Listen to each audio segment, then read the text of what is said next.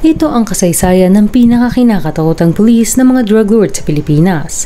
Sino-sino ang mga bigating drug lord na pinatahimik niya? Totoo nga ba na siya mismo ay sangkot din sa iligal na gawain? O sadyang idinawit lamang ang kanyang pangalan para patahimikin siya? Kilalanin natin ang pinaka-controversial na pulis sa kasaysayan ng Pilipinas, si Police Chief Inspector Jovi Espinido. Tara, alamin natin sa history. Disclaimer, lahat ng aming babanggitin sa video na ito ay mababasa din sa iba't ibang online sites at articles. Si Jovi Espinido ay ipinanganak noong ika-19 ng Oktubre 1968 sa San Miguel, Surigao del Sur. Hango ang kanyang pangalan sa pinagsamang pangalan ng kanyang mga magulang na sina Josephine at Vicente. Graduate siya ng Bachelor of Science in Criminology at lisensyado din dito. Bukod sa pagiging criminologist ay bihasa din si Espinido sa mga electronics at pagiging mekaniko.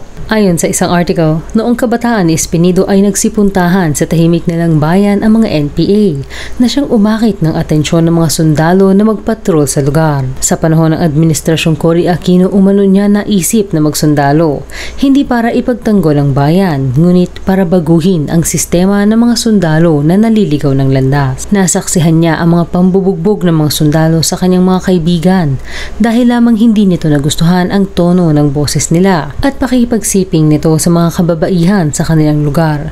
Si Espinido ay hindi naman pinakakailaman ng mga sundalo dahil sa panahong ito ay nakaupong vice mayor ang kanyang ama at barangay captain naman ang kanyang ina. Aminado siyang protektado at may pribilehiyo ang kanyang kabataan.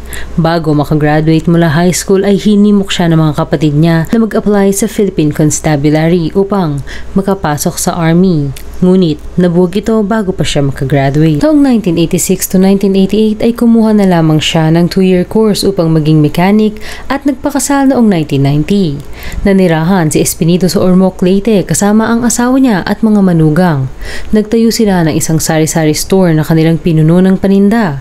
Isang ref para sa soft drinks at para may dagdag kita ay naglagay pa sila ng coco lumber at hollow blocks sa labas ng kanilang bahay. Ngunit hindi magtatagal ay masasaksihan na naman niya ang pang-aabuso sa kamay naman ng mga tiwaling polis. Pero ngayon ay wala ng vice mayor o barangay captain para sa kanyang proteksyon. Isang beses kada buwan dumadalaw para mangikil ang mga ito. Darating ang mga ito at hihingi ng pera habang tinututukan sila ng baril. At dahil sa takot na saktan ng mga ito ang kanyang pamilya ay pinipigilan niyang manlaban. Binalikan niya din ang pag-iyak ng kanyang mother-in-law habang sinasabing, bakit ganoon?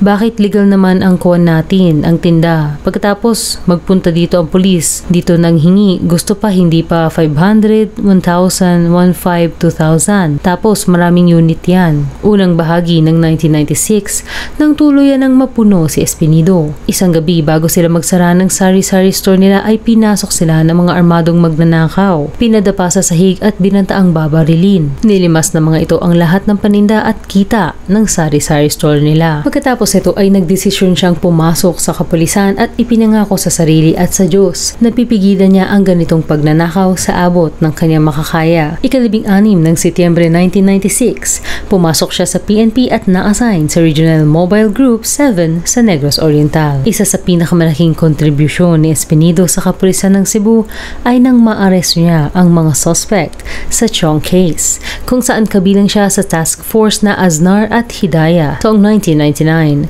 nang siya ay malipat sa Police Regional Office 8 Anti-Narcotics Unit at ngayon ay buwag ng Presidential Anti-Organized Crime Task Force o PAOCTF sa Eastern Visayas. Nang lumaon ay inilipat si Espinido sa Intelligence and Investigation Division. Kalagitnaan ng 2000, nang una siyang itinalaga sa Ormoc at nang dumating ang ika-1 ng Setyembre 2008 ay na-promote siya sa kauna-unahang beses bilang police inspector dahil sa kanyang pagkakadiskubre na ang mayor pala ng syudad ay kasabwat sa illegal gambling. Taong 2001, isang araw bago ang eleksyon ay napatay niya ang isang takas mula sa Cebu at hinihinalang tirador ng mga politiko sa kabundukan ng Merida. Sa 12 taong serbisyo ni Espinido ay nakalikom siya ng 83 commendation awards.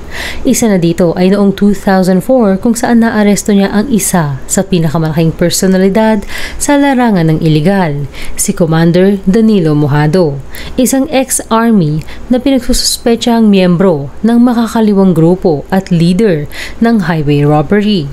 Taong 2011, bilang Chief of Police ng Gandara Samar at leader ng Special Operations Task Group ay matagumpay niyang binuwag ang 4 sa pribadong militar na mga politiko gaya ng mga goons ni Mayor Antonieto Cabueños. Ang mayor ng Gandara na nauna ng inaresto ng team ni Police Inspector Jovi Espinido at Police Inspector Angelo Pueblos noong Agosto 2010. Dahil sa paglabag nito sa Section 261 Part T ng Republic Act o ang Omnibus Election Code at ang Section 32 at 33 ng Commission on Elections Resolution Number 8714 o ang pagbabawal ng pagdadala ng anumang armas ng sinumang pulis na nagsisilbing bodyguard o security sa panahon ng kampanya. Siya ay inaresto kasama ang mga bodyguard niyang armado nang walang otorisasyon mula sa COMELEC. Ayon sa article ng Philstar Global, inaresto ang mayor sa kadahilanang ito ay mayroon umunong private army at may record na ito sa pulisya ng Region 8. Kinilala si Cabueños na siyang nagpapanatili ng tinatawag na Malobolo Private Army na siyang itinuturo bilang responsable sa ilang mararahas na insidente na may kinalaman sa politika sa syudad ng Calbayog at mga kalapit nitong munisipalidad, partikular na sa panahon ng halalan noong May 10. Taong 2012 ay makakakuha muli sana siya ng promotion, ngunit nakapagtatakang nawawala ang mga dokumentong ipinasa niya sa nooy DILG Secretary Jessie Robredo. Sa ilalim ni Chief Inspector Elmel Soria ay muli siyang na-assign sa Samar Province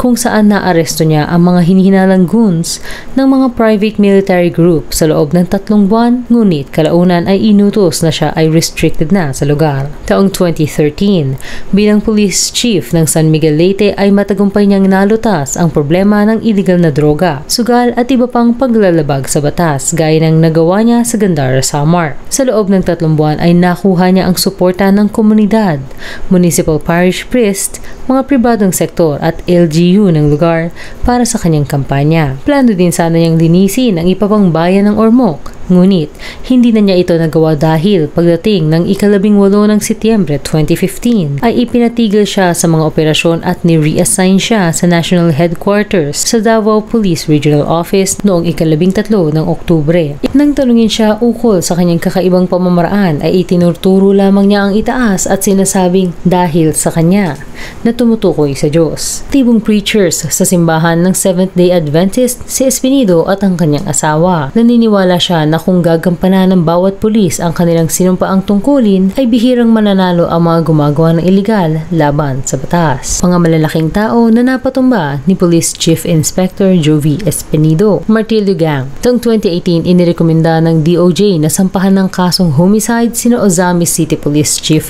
Jovi Espinido, SPO4 Renato Martir Jr., PO1 Sandara Nayag sa insidente para sa ginawang police raid noong Hunyo 2017 sa syudad na kumitil sa 6 na miyembro ng Martillo Gang, isang notorious na robbery syndicate group na karaniwang gumagamit ng martilyo at ibang tools para basagin ang salamin ng kanilang ninanakawan. Kadalasan ay mga alahas. Mayor Rolando Espinosa Sr. Si Mayor Espinosa Sr. ay isa sa mga politikong nasa narco-politicians list ni Pangulong Duterte. Sumuko si Espinosa sa PNP matapos mag-anunsyo si Pangulong Duterte ng 24-hour ultimatum sa kanya at sa kanyang anak na si Kerwin Espinosa. Ayon sa isang interview, sinabi ni Espinido na nung lumabas ang warrant of arrest ni Mayor Espinosa ay ipina-turn over siya ng judge sa Provincial City Jail ng Baybay.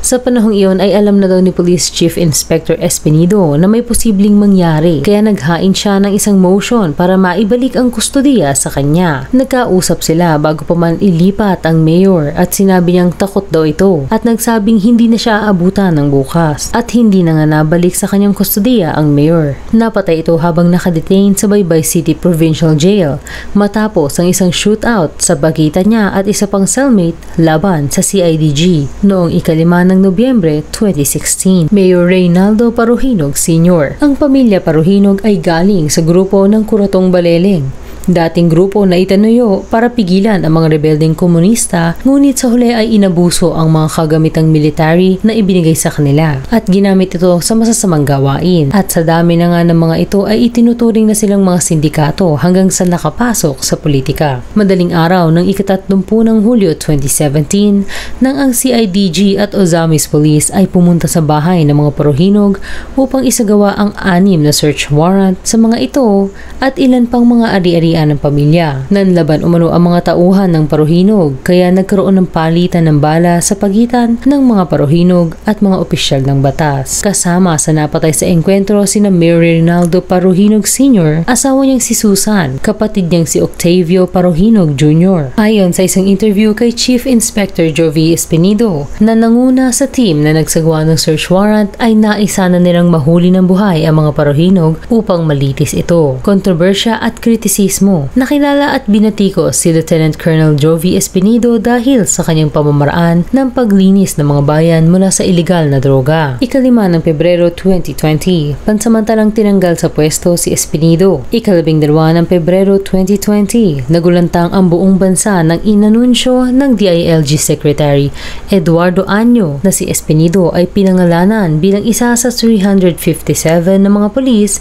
sa narco list ni Pangulong Duterte. Malaking sampal ito sa war on drugs ng Pangulo dahil isa si Espinido sa pinagkakatiwalaan niya. Siya din ang poster boy ni Duterte sa kanyang kampanya kontra droga. Sa katunayan, buong-buo ang tiwala ng Pangulo na noon lamang Oktubre 2019 ay itinransfer si Espinido sa Bacolod City na ayon sa Pangulo ay masama ang tama sa droga at ang kanyang order ay go there and you are free to everybody. Ngunit hindi dahil napasama ang kanyang pangalan dito ay otomatikong sangkot na siya. Sasailalim pa ito sa validation at investigation. Si Espinido ay pinangalanan ni Kerwin Espinosa isang buwan matapos ang pagpanaw ng kanyang ama na sinamayapang Mayor Rolando Espinosa Sr. na napatay noong Nobyembre 2016. Ayon kay Kerwin, si Espinido umano ay nagsisilbing tulay sa pagitan ng bagman na si Ronnie Dayan at ni Senador Laila de Lima at tumatanggap din umano ito ng suhol. Ika-14 ng Pebrero 2020 ay nagkomento si Pangulong Duterte na maaaring parte ng isang black propaganda ang pagkakasangkot ng pangalan ni Espinido sa listahan. Ayon sa balita, hindi alam ni Espinido kung bakit siya nasama sa listahan,